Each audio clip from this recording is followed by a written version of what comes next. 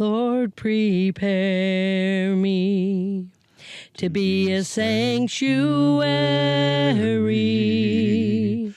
pure and holy, tried and true, with thanksgiving. I'll be a living sanctuary for you. Sing with us. Lord, prepare me to be a sanctuary, to be a sanctuary, pure and holy, pure and holy, tried and true, tried and true, with thanksgiving. I'll be a living sanctuary for you. Hello and welcome to the Experience of the Soul podcast. My name is Cynthia Alice Anderson. I am the host, and I welcome you in today. I'm also lovingly known as RCA. We are here in a very special place with a lot of beautiful people and special friends.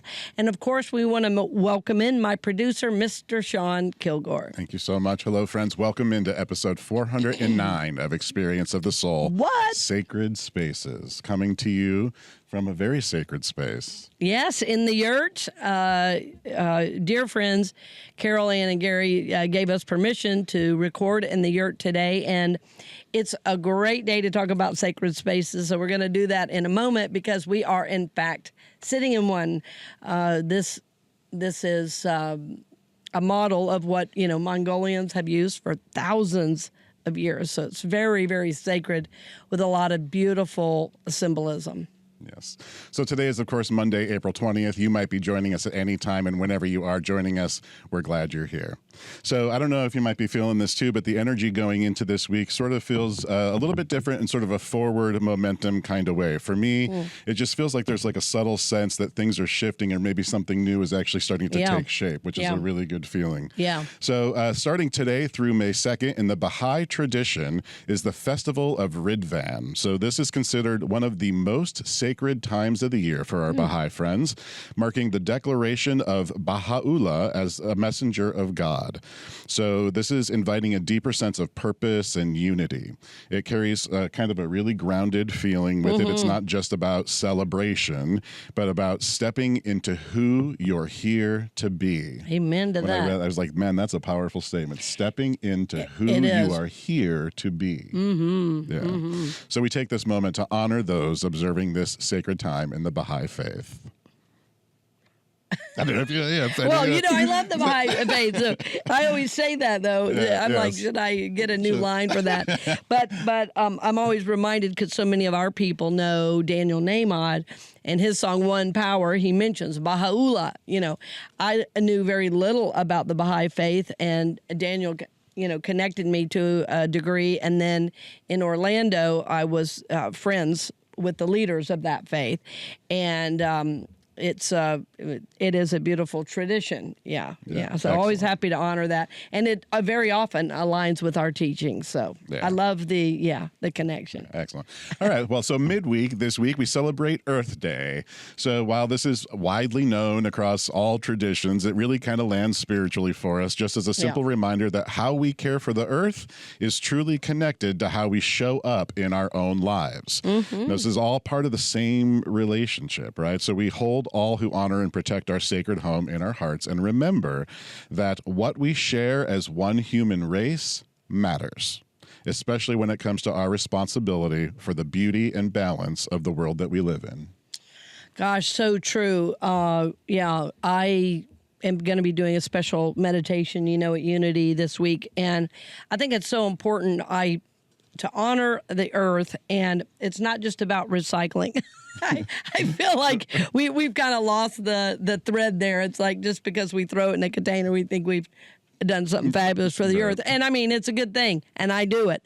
But there's so much more of honoring, reflecting, being in nature itself, which again is part of our setting today. Also, I thought very apropos for today to be celebrating Earth Day in the midst of all this beautiful trees and earth and sky and water. Yeah.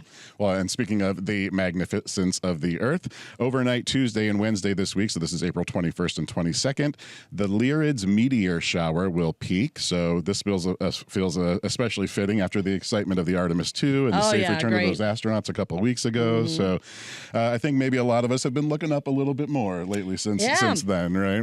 So this was interesting. The Lyrids are one of the oldest recorded meteor showers, first noted by Chinese astronomers as far back as 687 BCE. And they described them as stars falling like rain, which is very kind of poetic. And that kind of idea has shown up a lot in poetry and music and that kind of thing. So let this be a gentle reminder that sometimes even a brief glance up to the night sky can pull you out of the rush of your daily life and reconnect you with just how much wonder is still available to us on this planet. So true, my friends, so true. And, to our listeners, I want to just encourage you, if you haven't gone out and looked at the night sky recently, go out and do that. Somebody recently told me, you need to get the app. I said, I am not getting an app to look at the night sky, to look through my phone. But friends, if that's your way of doing it, that's fine. But I will say for the education, because I have used the Skyview app, but for the education. But then not the entire world is not meant to be viewed through our phone. But I was just out last night, did a big fire, and we were showing the kids, about there's the Big Dipper, there's the Belt of Orion. I love that because it always brings me into the awe and wonder of God. I always feel so connected when I'm outside, and especially at night and after a fire, and the kids were running around. We were playing drums and singing and everything. I mean, we did our own little honoring last night of the earth. So that's beautiful. Yeah. And then Thursday this week, April 23rd, there's St. George's Day in the Christian tradition. So St. George is often seen as a symbol of courage and protection. And the day itself is connected to standing firm in your faith, even when things feel uncertain. Very powerful message for us in the times that we're living in today. So the story here has been told in many different ways over time, but there's the well-known image of St. George and the dragon, and that carries with it a very core meaning, right? The triumph over good over evil, faith over fear, and the courage to face what's in front of you without backing down. So this, of course, is a universal message, but we lift our Christian friends during this time. Yeah, that's a very Catholic one, St. George. Now, any former Catholics in here? Oh, wow, you sat all together. I love it. You're gonna be starting a Hail Mary any moment. Okay, that's great. That's great.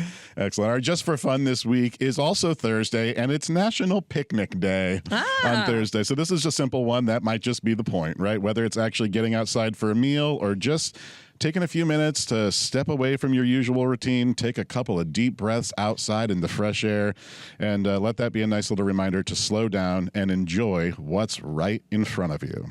Oh, yeah. What was that old song? Slow down. Wait. What was it? It goes, slow down, you move too fast. Do you remember that song? Gotta make the morning last. Yeah. Yeah, was that from the 60s? 70s probably, yeah. 70s I think 70s. Early 70s? Let's hope it was. Feeling groovy. Yeah, feeling groovy. Totally Yep. That's got to be 70s. Yeah, for sure. That's when we were feeling groovy. Yeah, groovy, man. Yeah. All right, friends. Before I send you into this week's episode, your journal prompt for this week is how do you want to show up for what is shifting in your life? How do you want to show up for what is shifting in your life?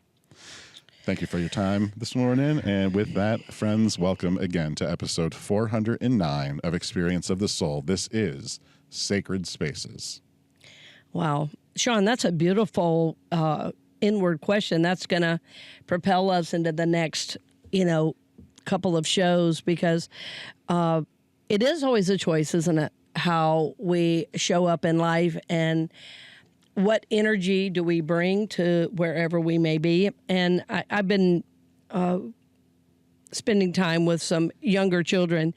And it's been real fun for me, again, since my son's now in college.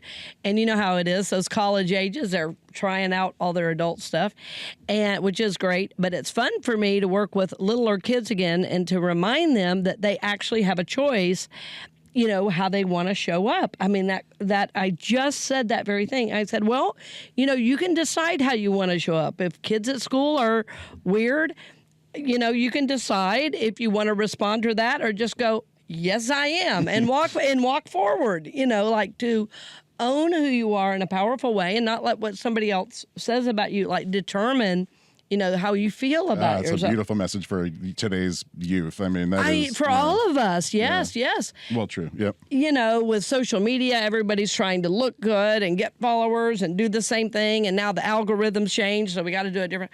I mean, my goodness, you know, so yeah, it is powerful. And I think it's why I'm so intent on bringing the sacred in, because my friends, when God is at the center, what people think becomes less and less important, and we're looking for our divine guidance and how we're being called to move forward and to move in certain ways.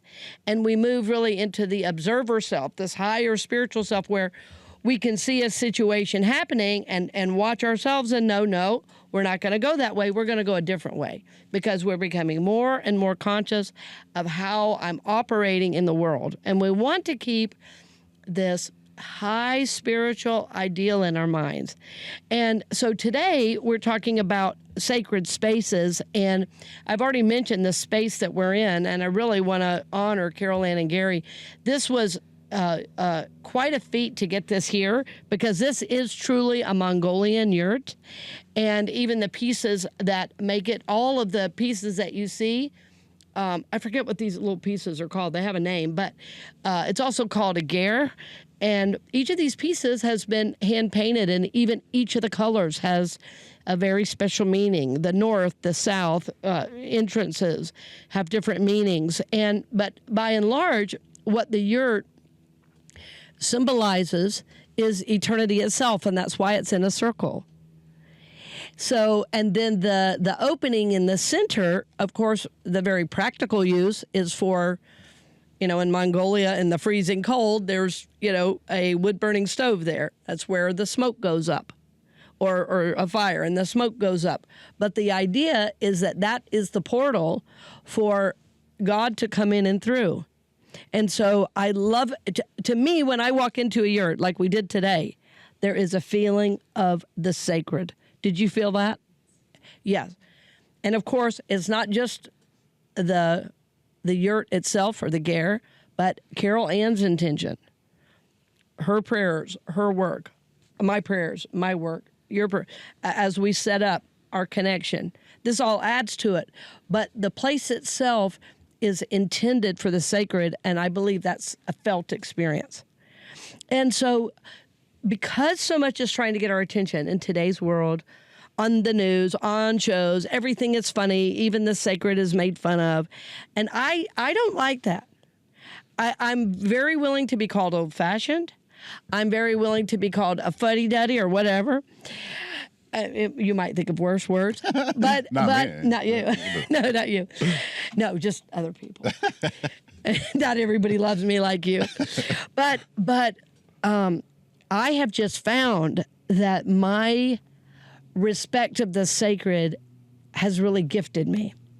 I will say it that way. I was at visiting family. This is, I don't know, maybe almost a year ago. Yeah. Almost a year ago, and we were at the supper table, and somebody said a joke about the sacred, and my son started to laugh, and I said, And he looked, I said, we never laugh about joking about the sacred. And my brother-in-law, who said it, I said, this is your home, and I respect you, and you can say whatever you want, but my son will not be allowed to laugh at that. And I just put that down like that, and he said, okay. And that was the end of that. So it is something, I only say that to say, from time to time, I have to stand up about it for real with people I know and love. But by and large, it's the way I carry myself throughout life. It's the reason that, we do this segment at the beginning, This Week in Spiritual History, is to honor the sacred in all of the traditions. And I think when we start to do that, we can then honor the people of those traditions. And there's less fear, intimidation, and worry, and all of those things that the world seems to be so focused on. So I wanted to lift up for us this idea of sacred spaces, because maybe there's a way you're being called to either go to sacred spaces or create even more of one in your own home. Maybe there's a special room or a meditation area, that you're being called to create. And I'm about to do that myself in a new way in my new home. And it's always fun for me because I've had so many different types of sacred spaces in my home. Like one time I was really working with the chakras, and I had this tiny little closet. Was really a closet. Probably most people would just put shoes or something in there. It was so small, but this was a very special meditation area for me. A perfect little candle with these images I worked with, and I put them on the wall. I would sit on the floor, and I matched them up with my chakras. So every day, I was centering in on certain images with these chakras, seeking to awaken and align, that chakra, that spiritual energy. And I would just feel like, woo, I would get that energy going. I would come out of there, woo, ready to go. And no book or like outside activity, I don't think would have gotten that. It was a very internal experience, but because I created something sacred for myself. So, I also wanted to mention to those of you local, I'm trying to remember the name of it, so we may have to edit this, but there's a place locally, and it has the Stations at the Cross, and it's outside. Do you know the name of the place? Carmelite Monastery, yes.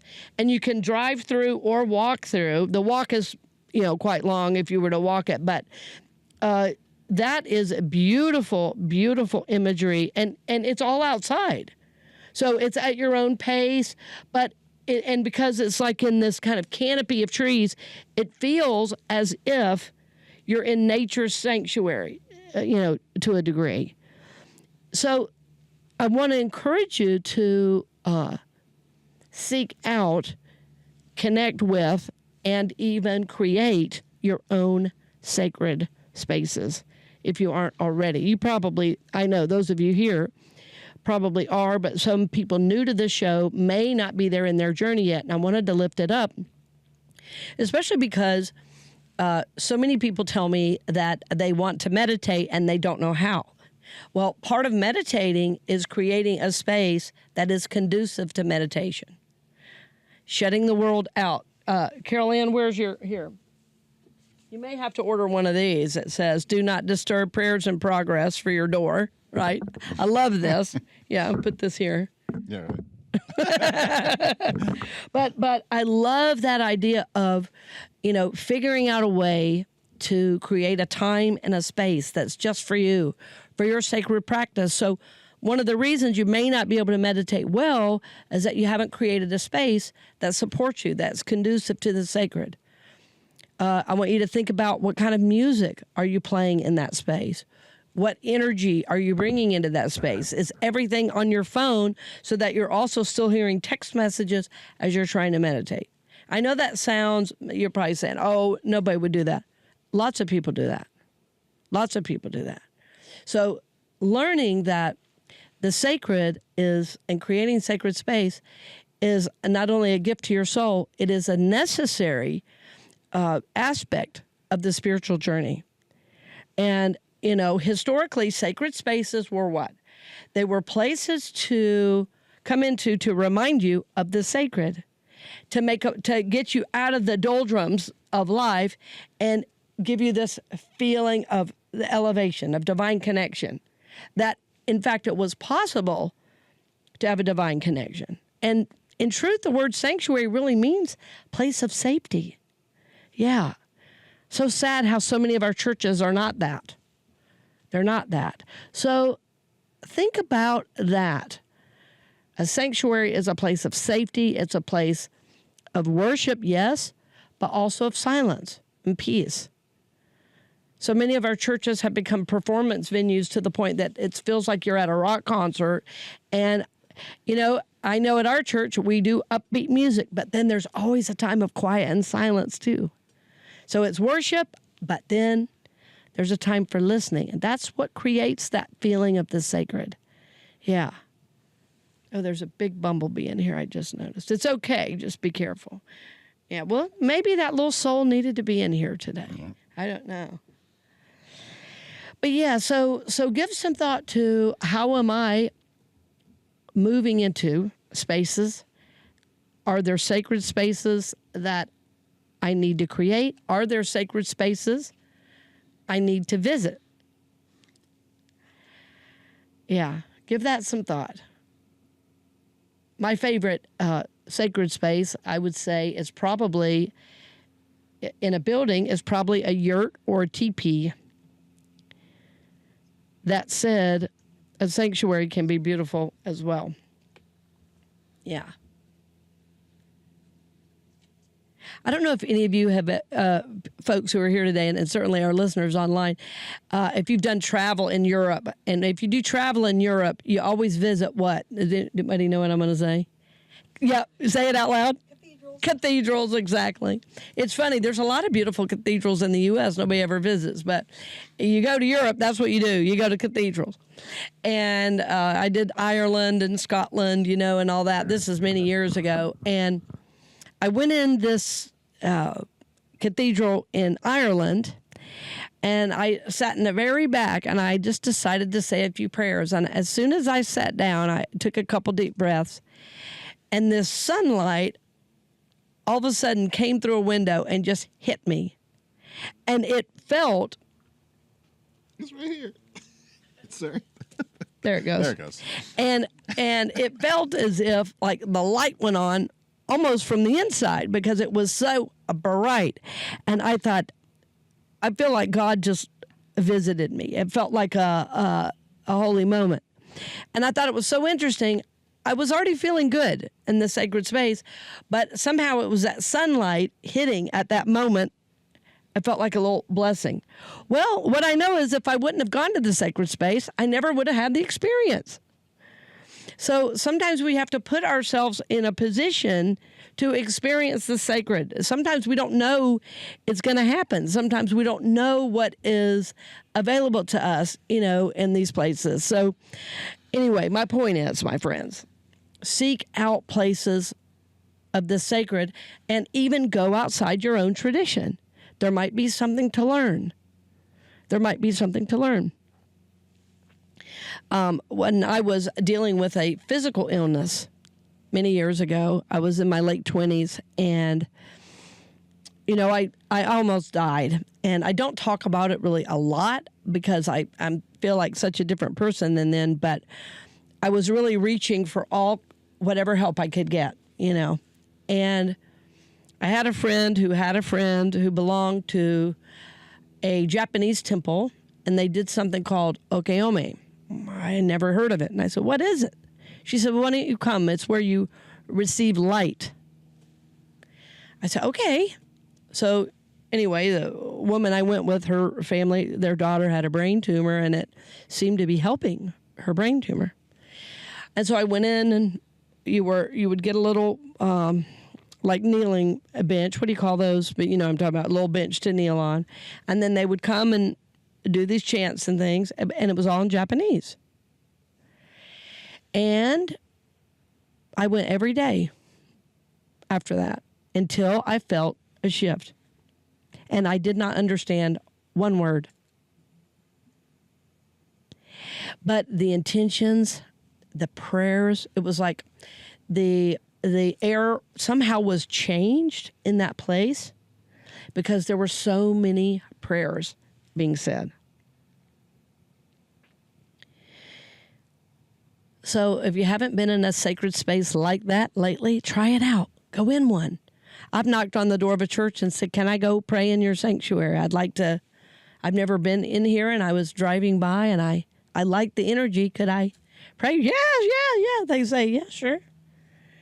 But then they have to go unlock it. It's funny how all our sanctuaries are so locked now, So think about that. Yeah, that sacred space is there a space that's calling to you, and also knowing that a sacred space is wherever I am. It's not just in a building. We're going to work more on that on the next show, but I say all of the mystics. That's why I started to say I've heard many different mystics quoted as saying, God is a circle whose center is everywhere and whose circumference is nowhere. And I've held on to that. One of my own mentors, Reverend Greg Barrett, mentioned that to me. And I like the idea. In other words, you cannot get away from God. God is wherever you are. So my point is, as we go throughout our day, if we could tap into this one idea, the sacred space is wherever I am. And then to go further and to think about my body is sacred. My mind is sacred. Am I polluting these sacred spaces by what I'm viewing, by what I'm putting in, by what I'm, taking into my body? Am I polluting the sacred by not being mindful that my body is a temple?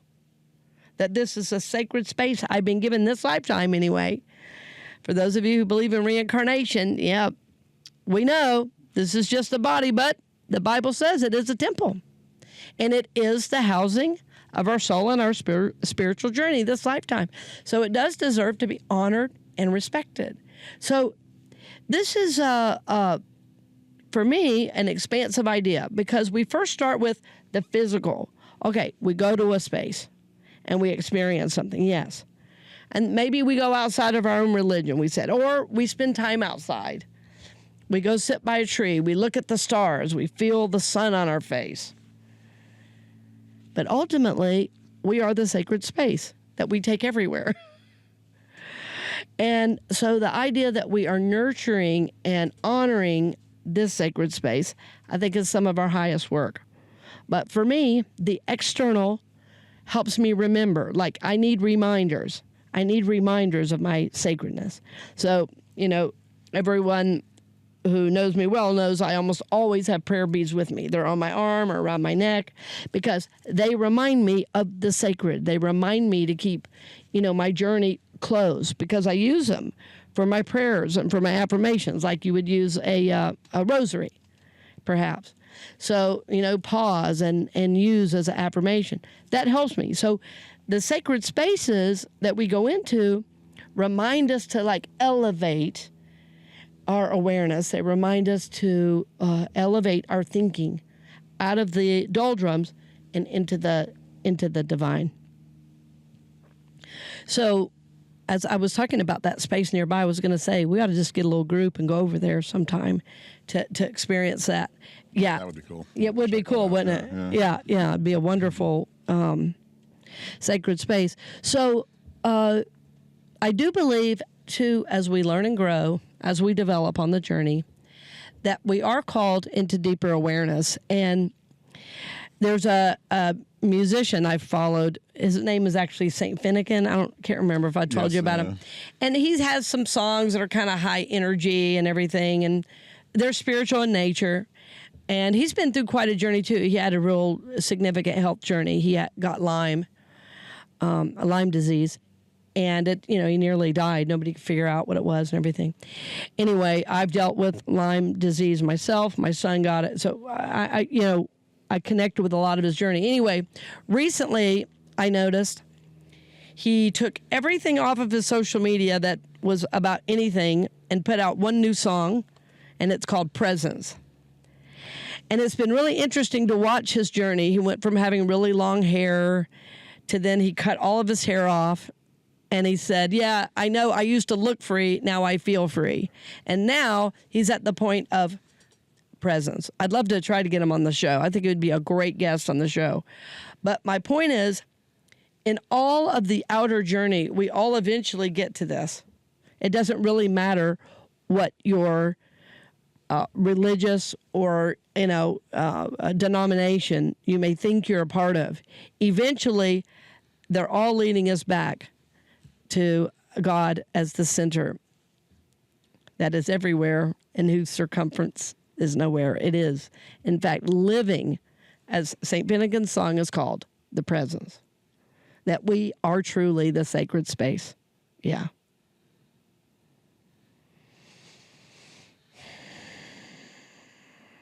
So the song we sang earlier, it will be in the show notes. It's the one I grew up on called Sanctuary, and a lot of our Youth of Unity groups sing it.